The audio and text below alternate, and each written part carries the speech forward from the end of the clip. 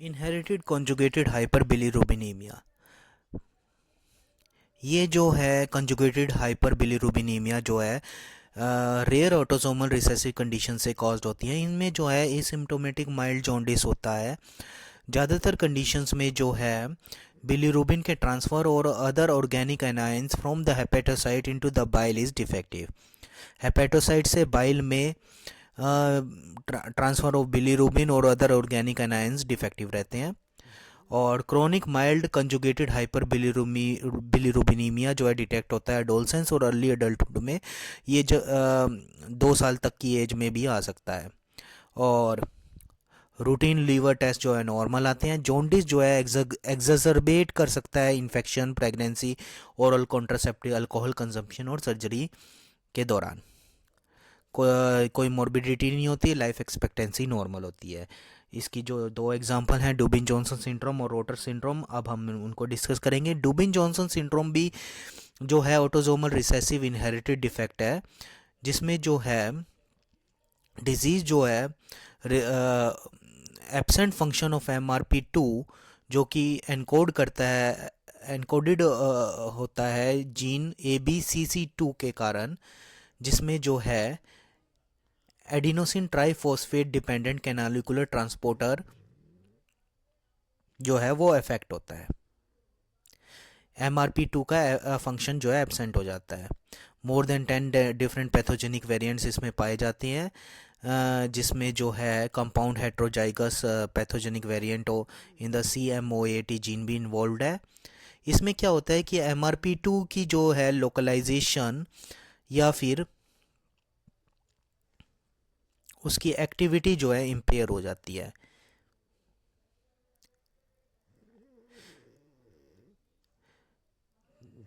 या तो canalicular membrane में जो है MRPV2 से जो है जो encoded adenosine triphosphate dependent canalicular transporter की लोकेशन इफेक्ट हो जाती है या इसकी जो है एक्टिविटी इम्पेयर हो जाती है।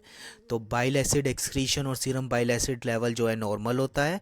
इसमें जो है total urinary coproporphyrin excretion normal होती है इन क्वांटिटी में, मगर कोप्रोपोरफायरिन फर्स्ट की एक्सक्रीशन जो है इंक्रीज कर जाती है अप्रोक्सीमेटली 80%, और with concurrent decrease in coproporphyrin third excretion. मतलब कोप्रोपोरफायरिन थर्ड की एक्सक्रीशन कम हो जाती है और कोप्रोपोरफायरिन फर्स्ट की एक्सक्रीशन इंक्रीज हो जाती है और 80% तक। और जबकि टोटल यूरिनरी कॉर्पोरोपोरफायरिन जो है नॉर्मल रहता है। नॉर्मली क्या होता है, कॉर्पोरोपोरफायरिन थर्ड जो है ज़्यादा होता है, more than 75% of the total. Cholangiography जो है बिलियरी ट्रैक्ट को देख नहीं पाती, विजुलाइज नहीं हो पाता कोलेंजियोग्राफी में बिलियरी ट्रैक्ट, और एक्सरे ऑफ गल ब्लेडर भी जो है अब नॉर्मल होता है। लीवर हिस्टोलॉजी जो है नॉर्मल आर्किटेक्चर डेमोन्स्ट्रेट करती है। हेपेटोसाइट में जो है मगर ब्लैक पिगमेंट जो है मेलानिन की तरह दिखता होता है। लीवर फंक्शन नॉर्मल होते हैं और प्रोग्नोसिस इसका एक्सीलेंट होता है। मोस्ट कॉमनली जो पेशेंट्स होते हैं वो abdominal pain, fatigue, jaundice, dark urine, slight enlargement of liver, ये कंप्लेंट करते हैं। जॉन्डिस जो है फ्लक्चुएट करता होता है इंटेंसिटी में और एग्रावेट होता है इंटरकरेंट डिजीज़ में। कभी कभी डुबिन जॉनसन सिंड्रोम जो है न्यूनेटल पीरियड में सीवियर कॉन्जुगेटेड हाइपर बिलीरुबिनीमिया की तरह भी प्रेजेंट कर सकता है, जिसमें सीरम बिलीरुबिन जो है मोर देन 20 मिलीग्राम पर डेसीलीटर होता है और हेपेटोस्प्लीनोमेगली भी होती है। इसकी डुबिन जॉनसन सिंड्रोम में जो है कोई ट्रीटमेंट इंडिकेटेड नहीं होता, एक्सेप्ट जो है न्यूनेटल पीरियड में अगर इन्वॉल्वमेंट नहीं है तो। न्यूनेटल पीरियड में अगर इन्वॉल्वमेंट है तो ट्रीटमेंट चाहिए, वरना वैसे कोई ट्रीटमेंट रिक्वायर्ड नहीं होता। अब आ जाते हैं रोटर सिंड्रोम में।